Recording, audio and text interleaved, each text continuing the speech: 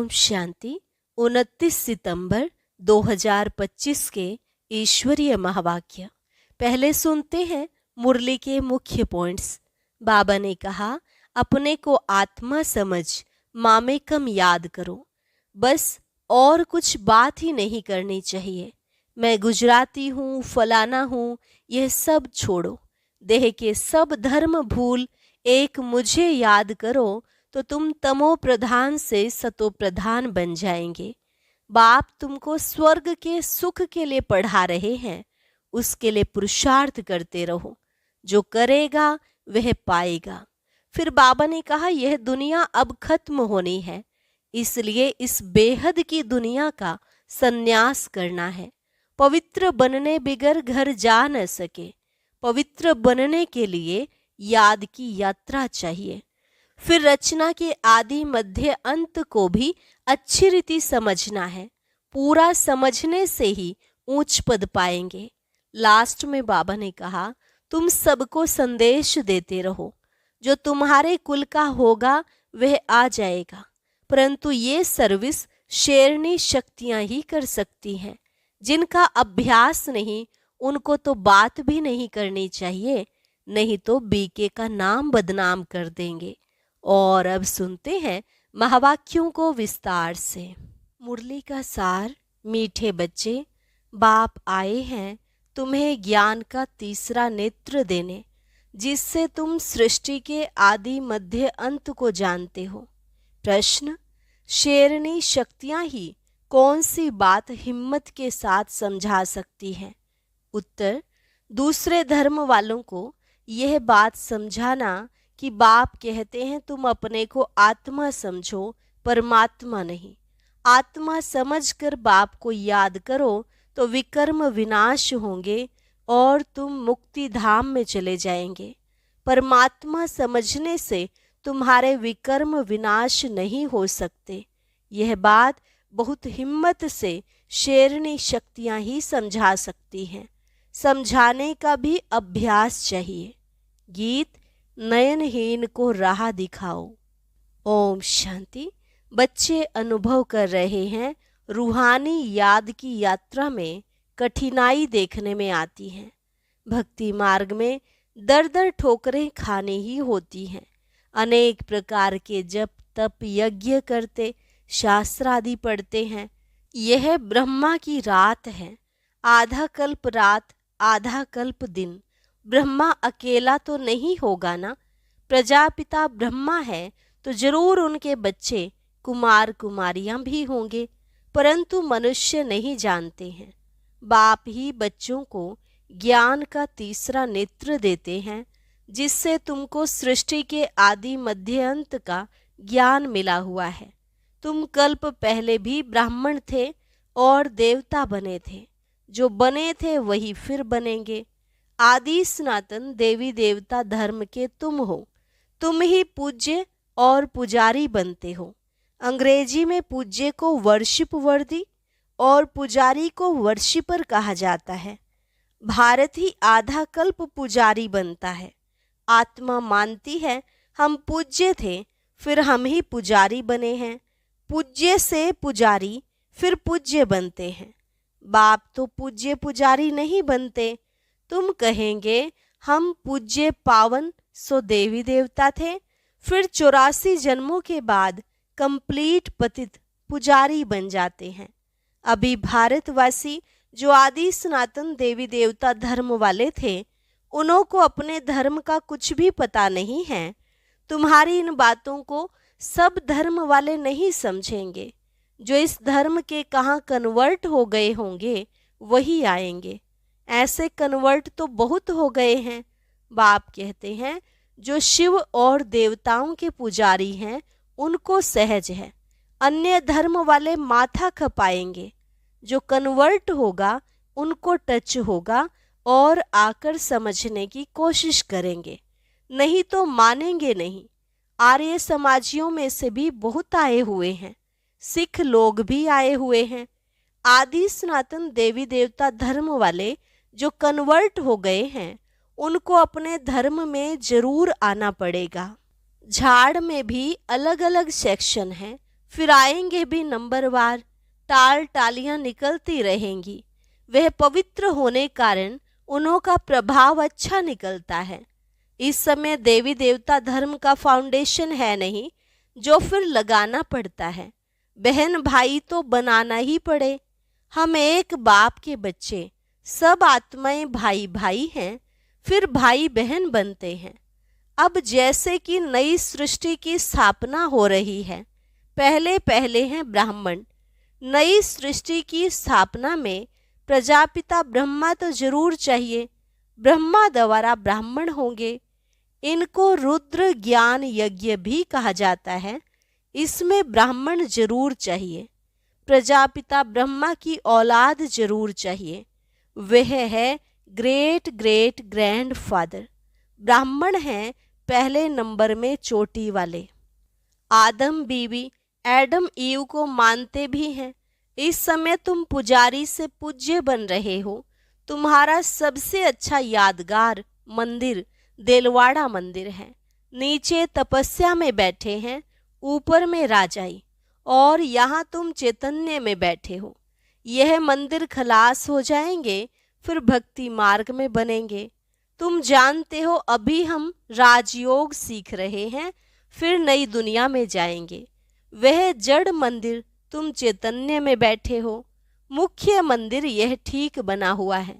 स्वर्ग को नहीं तो कहाँ दिखाएं, इसलिए छत में स्वर्ग को दिखाया है। इस पर बहुत अच्छा समझा सकते हो। बोलो भारत ही स्वर्ग था, फिर अब भारत नर्क है। इस धर्म वाले झट समझेंगे। हिंदुओं में भी देखेंगे तो अनेक प्रकार के धर्मों में जाकर पड़े हैं। तुमको बहुत मेहनत करनी पड़ती है निकालने में। बाबा ने समझाया है, अपने को आत्मा समझ मामेकम याद करो। बस और कुछ बात ही नहीं करना चाहिए। जिनका अभ्यास नहीं, उनको तो बात करनी भी नहीं चाहिए, नहीं तो बीके का नाम बदनाम करते हैं। अगर दूसरे धर्म वाले हैं तो समझाना चाहिए कि यदि तुम मुक्ति धाम में जाना चाहते हो तो अपने को आत्मा समझो, बाप को याद करो। अपने को परमात्मा नहीं समझो। अपने को आत्मा समझ बाप को याद करेंगे तो तुम्हारे जन्म जन्मांतर के पाप कट जाएंगे और मुक्ति धाम में चले जाएंगे। तुम्हारे लिए यह मन मनाभव का मंत्र ही बस है, परंतु बात करने की हिम्मत चाहिए। शेरनी शक्तियां ही सर्विस कर सकती हैं। सन्यासी लोग बाहर में जाकर विलायत वालों को ले आते हैं कि चलो तुमको स्पिरिचुअल नॉलेज देवें। अब वह बाप को तो जानते ही नहीं, ब्रह्म को भगवान समझ कह देते, इसको याद करो, बस यह मंत्र दे देते हैं। जैसे किसी चिड़िया को अपने पिंजरे में डाल देते हैं, तो ऐसे ऐसे समझाने में भी टाइम लगता है। बाबा ने कहा था, हर एक चित्र के ऊपर लिखा हुआ हो शिव भगवानुवाच। तुम जानते हो इस दुनिया में धनी बिगर सब निधन के हैं। पुकारते हैं तुम मात पिता, अच्छा उनका अर्थ क्या? ऐसे ही बोलते रहते, तुम्हारी कृपा से सुख घनेरे। अब बाप तुमको स्वर्ग के सुख के लिए पढ़ा रहे हैं, जिसके लिए तुम पुरुषार्थ कर रहे हो। जो करेगा वह पाएगा। इस समय तो सब पतित हैं। पावन दुनिया तो एक स्वर्ग ही है। यहाँ कोई भी सतो प्रधान हो न सके। सतयुग में जो सतो प्रधान थे, वही तमो प्रधान पतित बन जाते हैं। क्राइस्ट के पिछाड़ी जो उनके धर्म वाले आते हैं, वह तो पहले सतो प्रधान होंगे ना। जब लाखों की अंदाज में होते हैं, तब लश्कर तैयार होता है लड़कर बादशाही लेने। उनको सुख भी कम तो दुख भी कम। तुम्हारे जैसा सुख तो किसको मिल ना सके। तुम अभी तैयार हो रहे हो सुख धाम में आने के लिए। बाकी सभी धर्म कोई स्वर्ग में थोड़े ही आते हैं। भारत जब स्वर्ग था तो उन जैसा पावन खंड कोई होता नहीं। जब बाप आते हैं तब ही ईश्वरीय राज्य स्थापन होता है। वहाँ लड़ाई आदि की बात नहीं। लड़ना झगड़ना तो बहुत पीछे शुरू होता है। भारतवासी इतना नहीं लड़े हैं। थोड़े आपस में लड़कर अलग हो गए हैं। द्वापर में एक दो पर चढ़ाई करते हैं।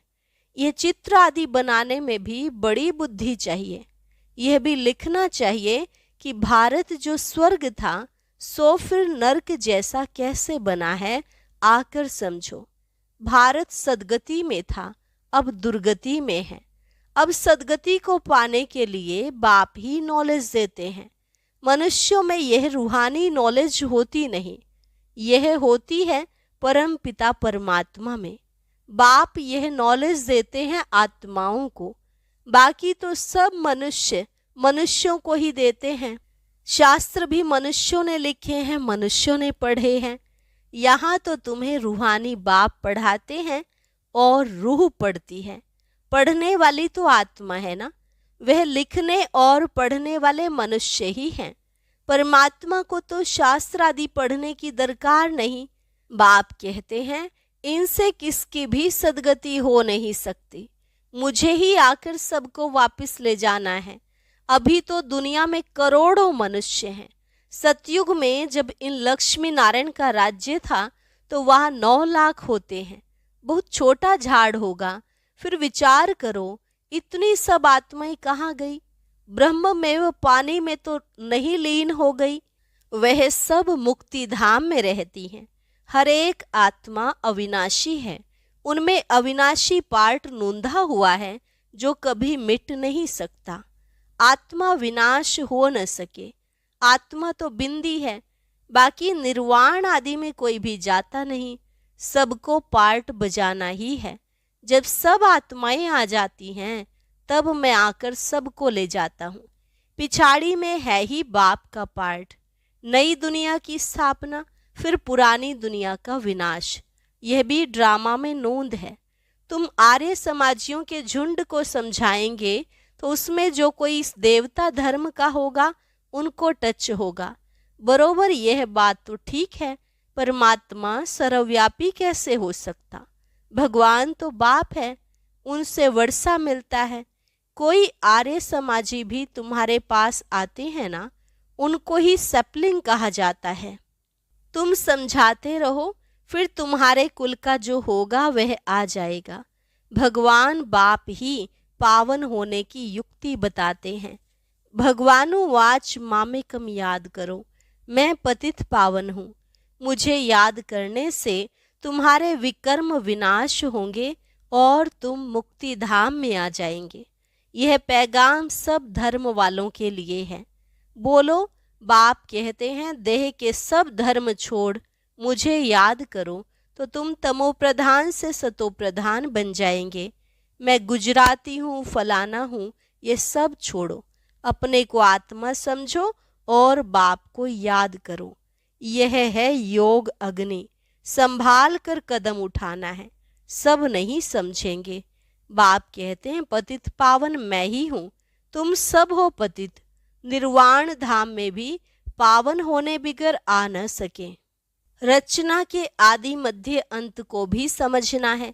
पूरा समझने से ही ऊंच पद पाएंगे। थोड़ी भक्ति की होगी तो थोड़ा ज्ञान समझेंगे, बहुत भक्ति की होगी तो बहुत ज्ञान उठाएंगे। बाप जो समझाते हैं उसको धारण करना है।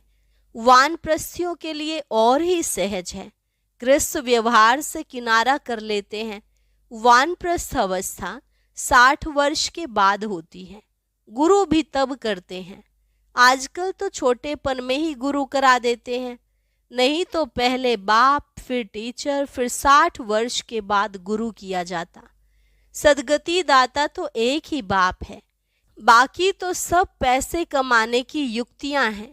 सतगुरु है ही एक, सबकी सदगति करने वाला। बाप कहते हैं मैं तुमको सब वेदों शास्त्रों का सार समझाता हूँ। यह सब है भक्ति मार्ग की सामग्री। सीढ़ी उतरना होता है। ज्ञान भक्ति, फिर भक्ति का है वैराग्य। जब ज्ञान मिलता है तभी भक्ति का वैराग्य होता है। इस पुरानी दुनिया से तुमको वैराग्य होता है, बाकी दुनिया को छोड़ कहाँ जाएंगे? तुम जानते हो यह दुनिया ही खत्म होनी है, इसलिए अब बेहद की दुनिया का संन्यास करना है। पवित्र बनने बिगर घर जा न सके। पवित्र बनने के लिए याद की यात्रा चाहिए। भारत में रक्त की नदियां होने के बाद फिर दूध की नदियां बहेंगी। विष्णु को भी क्षीर सागर में दिखाते हैं। समझाया जाता है इस लड़ाई से मुक्ति, जीवन मुक्ति के गेट खुलते हैं। जितना तुम बच्चे आगे बढ़ेंगे उतना ही आवाज निकलता रहेगा, अब लड़ाई लगी की लगी। एक चिंगारी से देखो आगे क्या हुआ था। समझते हैं कि लड़ेंगे जरूर, लड़ाई चलती ही रहती है। एक दो के मददगार बनते रहते हैं। तुमको भी नई दुनिया चाहिए तो पुरानी दुनिया जरूर खत्म होनी चाहिए। अच्छा, मीठे मीठे सिकिलधे बच्चों प्रति मात पिता बाप दादा का याद प्यार और गुड मॉर्निंग। रूहानी बाप की रूहानी बच्चों को नमस्ते। रूहानी बच्चों की रूहानी बाप दादा को नमस्ते नमस्ते, गुड मॉर्निंग। शुक्रिया बाबा, शुक्रिया। धारणा के लिए मुख्य सार। यह पुरानी दुनिया अब खत्म होनी है, इसलिए इस दुनिया का संन्यास करना है। दुनिया को छोड़कर कहाँ जाना नहीं है, लेकिन इसे बुद्धि से भूलना है। निर्वाण धाम में जाने के लिए पूरा पावन बनना है। रचना के आदि मध्य अंत को पूरा समझकर नई दुनिया में उच्च पद पाना है। वरदान, किसी भी आत्मा को प्राप्तियों की अनुभूति कराने वाले यथार्थ सेवाधारी भव।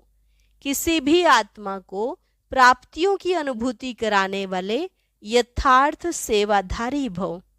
यथार्थ सेवा भाव अर्थात सदा हर आत्मा के प्रति शुभ भावना, श्रेष्ठ कामना का भाव। सेवा भाव अर्थात हर आत्मा को भावना प्रमाण फल देना। सेवा अर्थात किसी भी आत्मा को प्राप्ति का मेवा अनुभव कराना। ऐसी सेवा में तपस्या साथ साथ है। जहाँ यथार्थ सेवा भाव है वहाँ तपस्या का भाव अलग नहीं। जिस सेवा में त्याग तपस्या नहीं वह है नामधारी सेवा। इसलिए त्याग तपस्या और सेवा के कंबाइंड रूप द्वारा सच्चे यथार्थ सेवाधारी बनो। स्लोगन, नम्रता और धैर्यता का गुण धारण करो तो क्रोधाग्नि भी शांत हो जाएगी। नम्रता और धैर्यता का गुण धारण करो तो क्रोधाग्नि भी शांत हो जाएगी। अव्यक्त इशारा, अब लग्न की अग्नि को प्रज्वलित कर योग को ज्वाला रूप बनाओ। अभी निर्भय ज्वालामुखी बन प्रकृति और आत्माओं के अंदर जो तमोगुण है उसे भस्म करो। तपस्या अर्थात ज्वाला स्वरूप याद। इस याद द्वारा ही माया व प्रकृति का विकराल रूप शीतल हो जाएगा। आपका तीसरा नेत्र, ज्वालामुखी नेत्र, माया को शक्तिहीन कर देगा। अच्छा, और अभी सुनते हैं आज का अव्यक्त ज्ञान मोती।